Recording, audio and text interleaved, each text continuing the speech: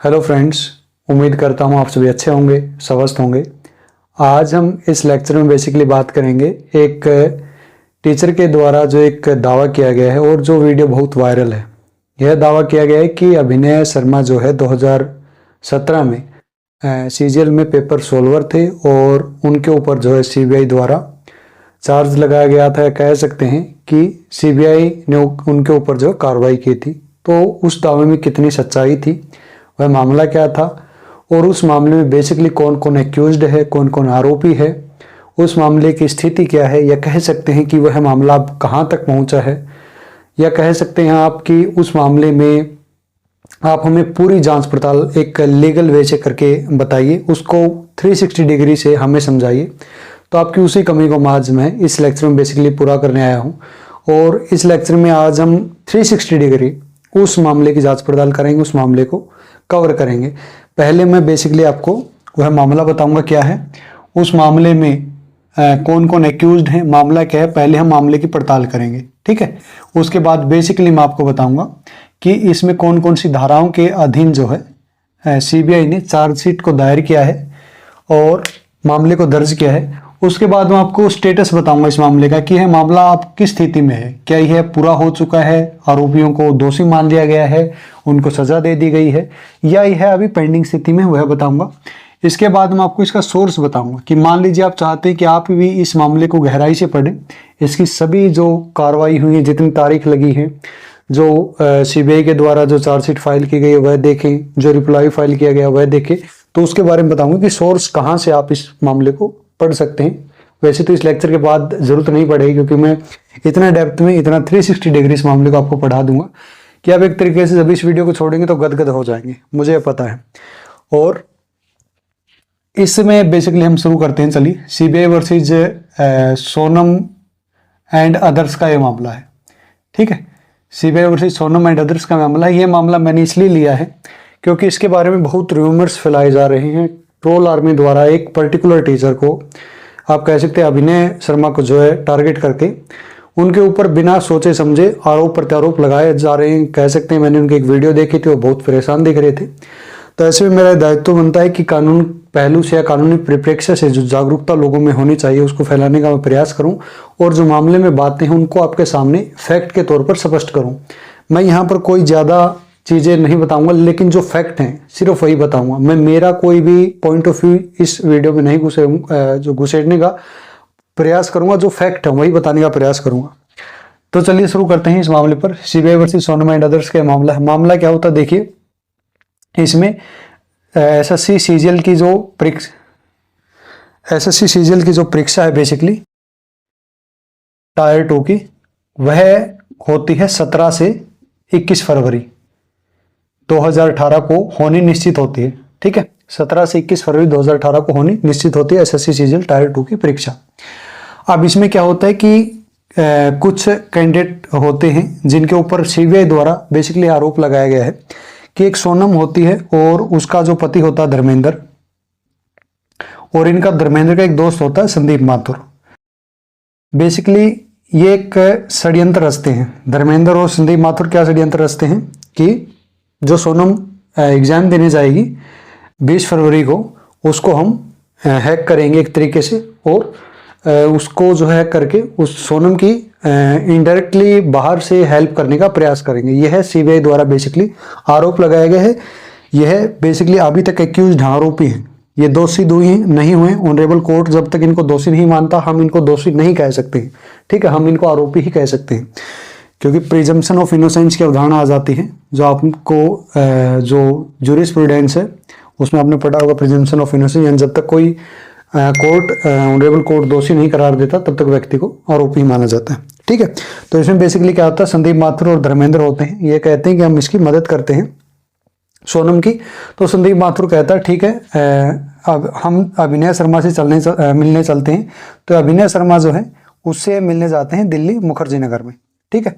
संदीप माथुर अभिनय शर्मा से दिल्ली मुखर्जी नगर में मिलने जाते हैं और बताते हैं कि जो सोनम है उसका 20 फरवरी को एग्जाम है, और एग्जाम में जो आप क्वांट का पोर्शन है, जो मैथ का पोर्शन है, वो सोल्व करना है। अभिनय शर्मा से लोग ऐसी डिमांड करते हैं। ऐसा बेसिकली बाकायदा जो सीबीआई ने चार्जशीट दायर की है उसमें मेंशन किया गया है। इसका सोर्स भी मैं आपको बताऊंगा। अब ये जो जाते हैं तो ठीक है, उसके बाद 17-18 फरवरी को जो एग्ज़ाम होता है, बेसिकली 17-18 फरवरी शिफ्ट में जो एग्ज़ाम होता है, उस एग्ज़ाम के question paper pen drive mode में लेकर ये संदीप माथुर जो है अभिनय शर्मा को प्रोवाइड करवाते हैं कि देखिए हमारे पास पूरा प्रबंध है, आज जो एग्ज़ाम होने वाला है उसके भी हमारे पास क्वेश्चन पेपर हैं, और आप ये एविडेंस के तौर पर यह कह सकते हैं कि देख सकते हैं कि हम कोई झूठ नहीं बोल रहे। ये कह सकते हैं उन्होंने कुछ ऐसा कहने का प्रयास किया होगा ताकि सामने वाले को सुनिश्चित करवा सके ही कि हाँ जो 20 तारीख को एग्जाम होने वाला है उसमें हम उसको हैक कर लेंगे। ऐसी कह सकते हैं आप, हो सकता है उनकी एक तरीके से मानसिक दशा उस समय रही हो। तो वो 17-18 को अभिनय शर्मा को देते हैं। अभिनय शर्मा उन क्वेश्चन पेपर को सेव कर लेता है। कह सकते हैं इनका इंटेंशन यहाँ पर अभिनय शर्मा का हो सकता है कि एक एविडेंस के तौर पर उन क्वेश्चन को सेव करना, ताकि आगे जब इन्हें वह कोर्ट के सामने या सीबीआई के सामने पेश करे और इनका भांडाफोड़ करे तो उनको एक तरीके से इस मामले में सहायता मिल सके। इसके बाद यह मामला होता है, फिर आता है 20 तारीख, जिस तारीख को सोनम का पेपर होता है 20 फरवरी को, और सोनम जो है एग्जाम देती है। संदीप माथुर जो है अभिनय शर्मा से मिलते हैं मुखर्जी नगर में। यह भी बेसिकली चार्जशीट में मेंशन है, मैंने पूरी चार्जशीट पढ़ी है तो उसमें मेंशन मुखर्जी नगर में मिलते हैं, और एक सॉफ्टवेयर लाते हैं, और उस सॉफ्टवेयर के जरिए रिमोट एक्सेस के जरिए जो सोनम के कंप्यूटर की स्क्रीन थे उस पर कंट्रोल करते हैं। उसको एक तरीके से कह सकते हैं आप हैक कर लेते हैं, और जो क्वेश्चन वहाँ पर सोनम दे रही थी वो उनकी स्क्रीन पर डायरेक्ट आ जाते हैं, अभिनय शर्मा के सामने डायरेक्ट आ जाते हैं। अब वो दे देते हैं अभिनय शर्मा को कि अब आप इन क्वेश्चन को सोल्व करिए बेसिकली।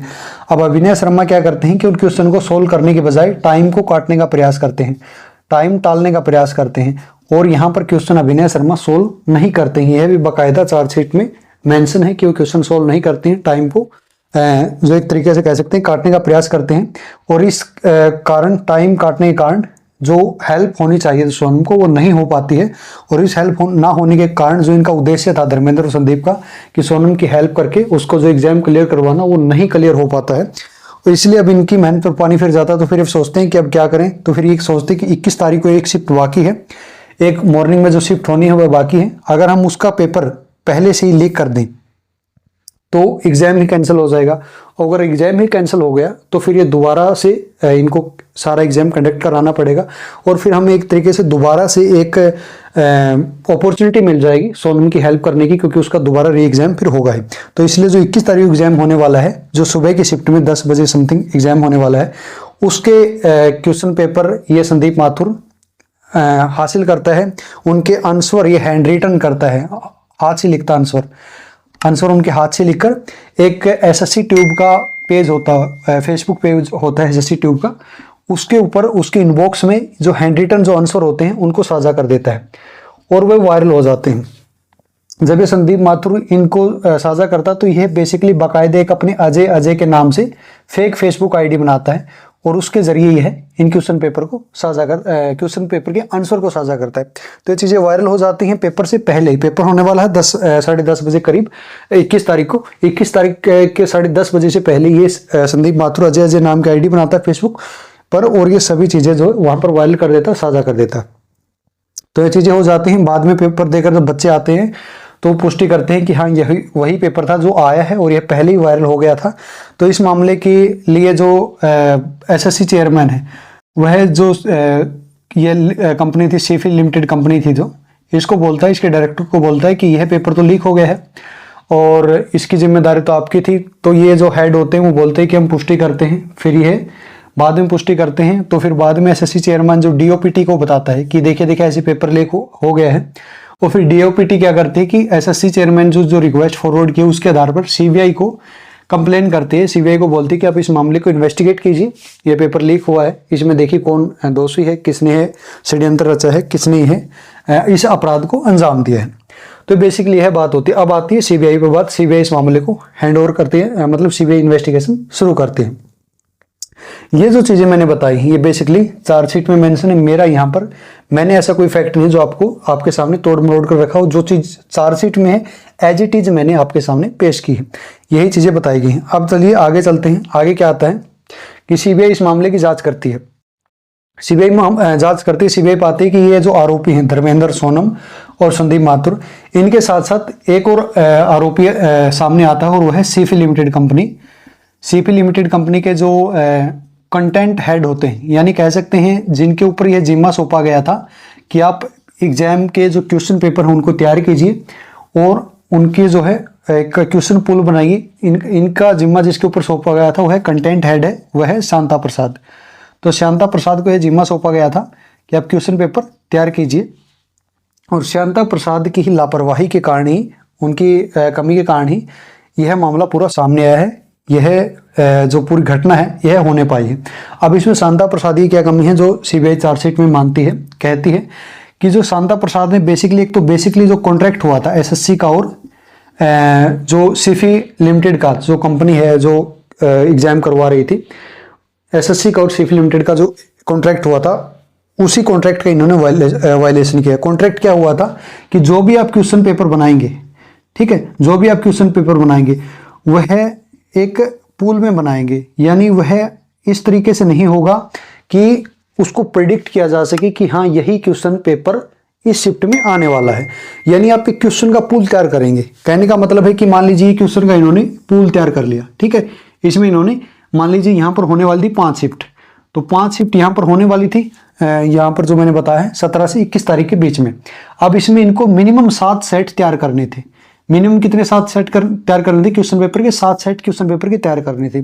और इन 7 सेट में से जब एग्जाम होगा उससे कुछ ही मिनट पहले जो कंप्यूटर होगा वो ऑटोमेटिक जो है इनमें से क्वेश्चन सेलेक्ट करेगा और कैंडिडेट को सामने रखेगा, ताकि किसी व्यक्ति को यह पता न चल सके कि जो व्यक्ति उस कंपनी में है, उस सिफी लिमिटेड कंपनी में है, किसी भी स्तर पर हो, ताकि उसको यह अनुमान ना लग सके कि यह क्वेश्चन एग्जाम में आने वाले हैं।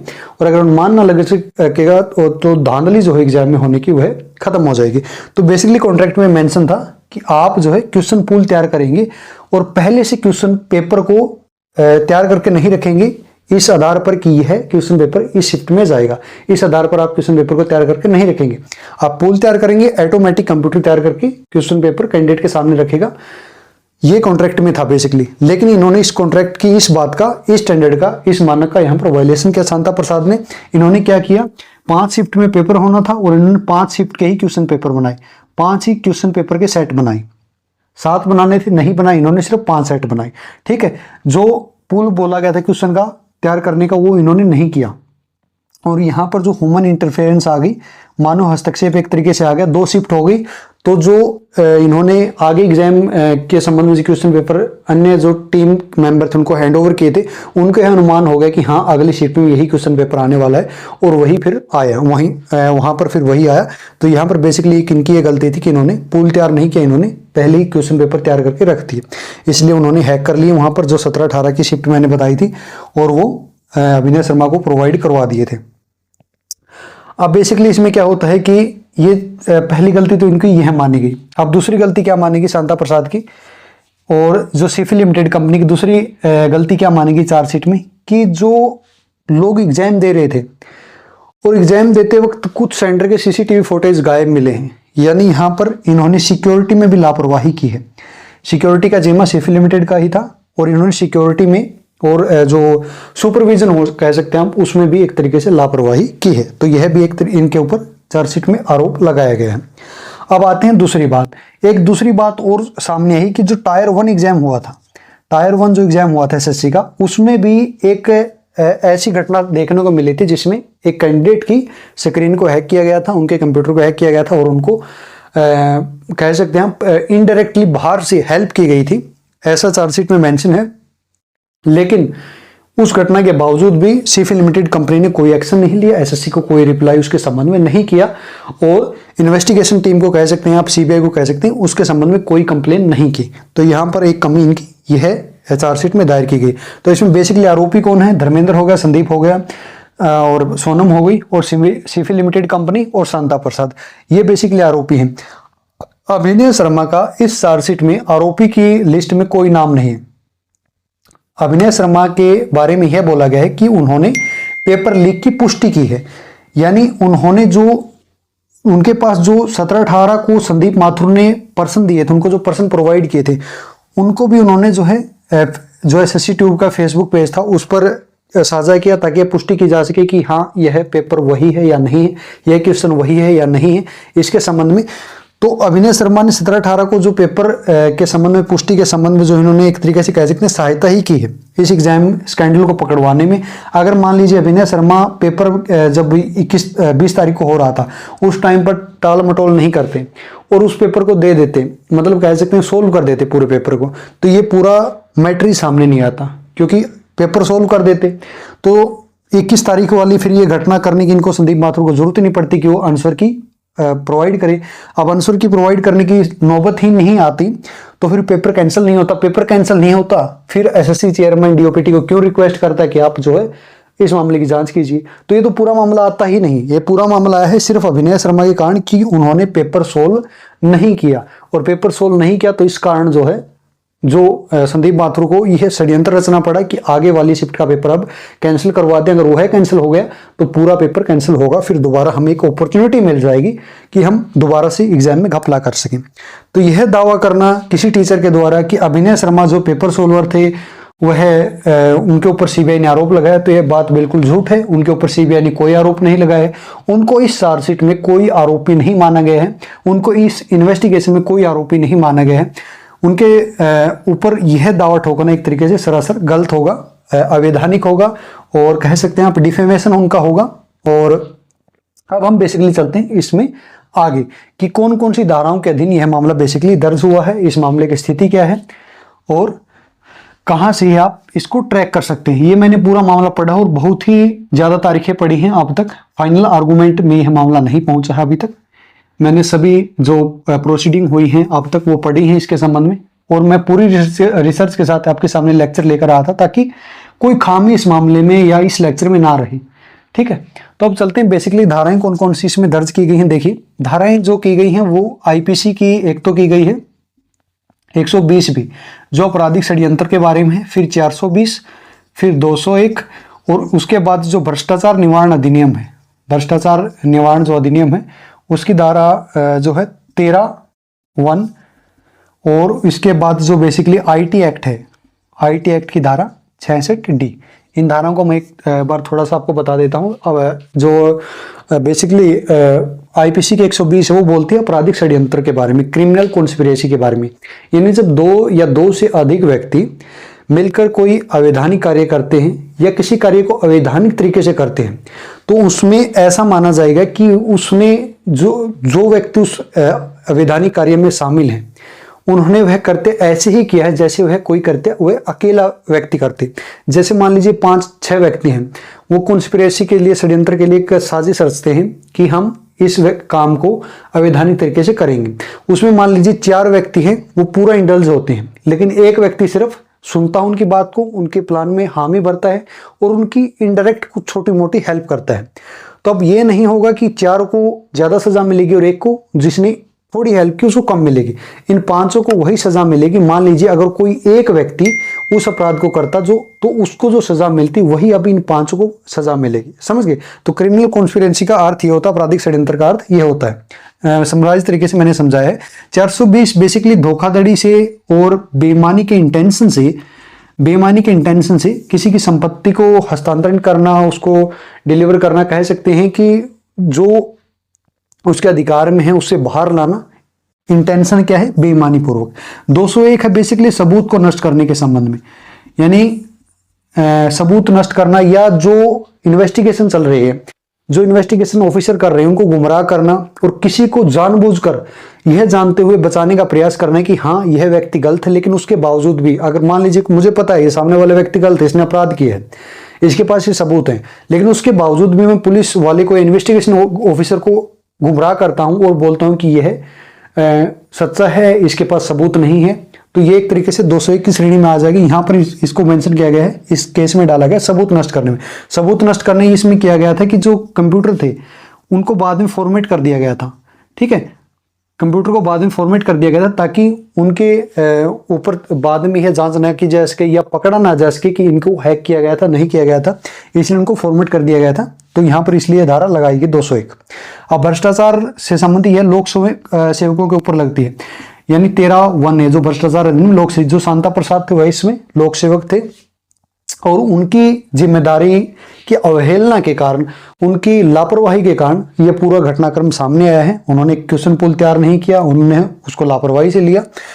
तो वहां पर जो उनके अधिकार में चीजें दी गई थी, या कह सकते हैं जो संपत्ति उनको सौंपी गई थी, उसका एक तरीके से कह सकते हैं उन्होंने दुरुपयोग किया है। और इसलिए धारा 13(1) सामने आई कि लोक सेवक जो संपत्ति उसको सौंपी गई है उसका दुरुपयोग करता है या उसको अनैतिक तरीके से, अवैधानिक तरीके से प्रयोग करने का प्रयास करता है, तो धारा 13 वहां पर लागू होती है। IT एक्ट की 66D बोलती है धोखाधड़ी के संबंध में, यानी ऑनलाइन धोखाधड़ी के संबंध में, साइबर धोखाधड़ी के संबंध में, जो यहाँ पर कंप्यूटर के जरिए धोखाधड़ी की गई है, जो कंप्यूटर में हस्तक्षेप किया गया, तो IT एक्ट की धारा 66D लागू हुई। तो बेसिकली इस चार्जशीट में ये इन धाराओं को मेंशन किया गया है। ये धाराएं इन आरोपियों पर लगेंगी अगर यह आरोपी दोष सिद्धि में बदल जाते हैं, यानी यह इनको ऑनरेबल कोर्ट जो दोषी मान लेता है। तो अब हम बेसिकली बातें हैं इस मामले स्टेटस के बारे में। देखिए यह मामला अभी पेंडिंग है, ठीक है। इस मामले में अभी तक फाइनल आर्गूमेंट नहीं हुआ है, फाइनल आर्गूमेंट के लिए मामला लगा हुआ है। इस मामले में चार्जशीट आ चुकी है CBI की, ठीक है। और इस मामले में ज्यादातर एक्यूज्ड जो आरोपी हैं उनको बेल मिल चुकी है, वे बेल पर बाहर हैं, ठीक है। शांता प्रसाद को भी बेल मिल चुकी है, और सोनम या अन्य व्यक्ति कह सकते हैं उनको भी एक तरीके से बेल मिल चुकी है। मैंने पूरी प्रोसीडिंग इनकी पढ़ी है, जो मामला है वहां पर मैंने सभी चीजें एक एक ऑर्डर कोर्ट का पढ़ा है, तो उस आधार पर मैं ये चीजें आपको बता रहा हूँ। अब आते हैं बेसिकली सोर्स के बारे में कि यह मामला कहाँ लिस्टेड है, कौन सी कोर्ट में लिस्टेड है, वह भी मैं आपको थोड़ा सा बता देता हूँ, ताकि अगर आप इसको अपने आप पढ़ना चाहते हैं, अपने आप फैक्ट कुछ निकालना चाहते हैं तो आप निकाल सकें। बेसिकली है जो आप जाएंगे दिल्ली डिस्ट्रिक्ट कोर्ट की वेबसाइट पर जाइए। आप पहले तो दिल्ली डिस्ट्रिक्ट कोर्ट की वेबसाइट पर जाइए, वहां पर जाकर आपको रोज एवेन्यू कोर्ट सेलेक्ट करना है, वहां पर जाकर आपको केस स्टेटस सेलेक्ट करना है, और केस स्टेटस में फिर आपको रोज एवेन्यू कोर्ट सेलेक्ट करना है। रोज एवेन्यू कोर्ट जो कॉम्प्लेक्स है वहीं पर CBI की जो स्पेशल बेंच बैठती है और वहीं पर यह मामला लिस्टेड है। वहां पर आपको फिर इस मामले में ये डिटेल भरनी है, CBI versus Sonam and other. फिर ये मामला आपके सामने आ जाएगा। जो चीज़ें मैंने सभी बताई ये वहां पर अवेलेबल हैं, आप पढ़ सकते हैं। आपको टाइम ज़्यादा लगेगा, हो सकता है आपको 5-6 घंटे लग जाएं एक एक चीज़ को क्लियरली पढ़ने में। अगर आप लीगल एक्सपर्ट नहीं है या अगर आप एक लॉयर नहीं है तो आपको 5-6 घंटे मिनिमम लग जाएंगे इस पूरे मामले को पढ़ने में, समझने में, चीज़ों को गहराई से परखने में। वो काम मैंने आपको यहाँ पर 15-20 मिनट में करवा दिया है, पूरा ऑथेंटिक और समराइज तरीके से। मुझे लगता है अभी इस मामले में कुछ बचा है, सभी चीज़ें स्पष्ट मैंने कर दी हैं। यहाँ पर जो मैंने थंबनेल पर कार्टून लगाए हैं वो किसी तरीके से उन 2 टीचर को रिप्रेजेंट नहीं करते हैं, ये मैं क्लियर कर देता हूँ। कहीं कल को बोले कि वो हमें रिप्रेजेंट कर रहे हैं, वो आपको रिप्रेजेंट नहीं कर रहे हैं, वो कार्टून AI जनरेटेड हैं। हाँ, उनका चेहरा आपसे मिलता जुलता है, इसलिए यहाँ पर मेरा इंटेंशन जो मैंने थंबनेल पर कार्टून लगाए उनके जरिए आपको किसी प्रकार से आपकी डिग्निटी को कह सकते हैं, आपके मान को, सम्मान को किसी प्रकार से ठेस पहुँचाने का मेरा यहाँ पर कोई इंटेंशन नहीं है। मैंने ये वीडियो सोनली जो है ओनली फॉर एजुकेशनल और इंफॉर्मेशनल पर्पज़ के लिए बनाई है, ताकि जागरूकता एक तरीके से मैं फैला सकूँ उस दावों के विरुद्ध, उन दावों के विरुद्ध जो सोशल मीडिया पर फैले हुए हैं, या एक व्यक्ति को जो है अनएथिकली या कह सकते हैं इलीगली कुछ व्यक्तियों द्वारा ट्रोल किया जा रहा है, जो एक तरीके से इलीगलिटी की श्रेणी में भी आता है। तो चलिए मिलते हैं फिर अगली वीडियो में, तब तक बने रहिए, जुड़े रहिए। जय हिंद, जय भारत।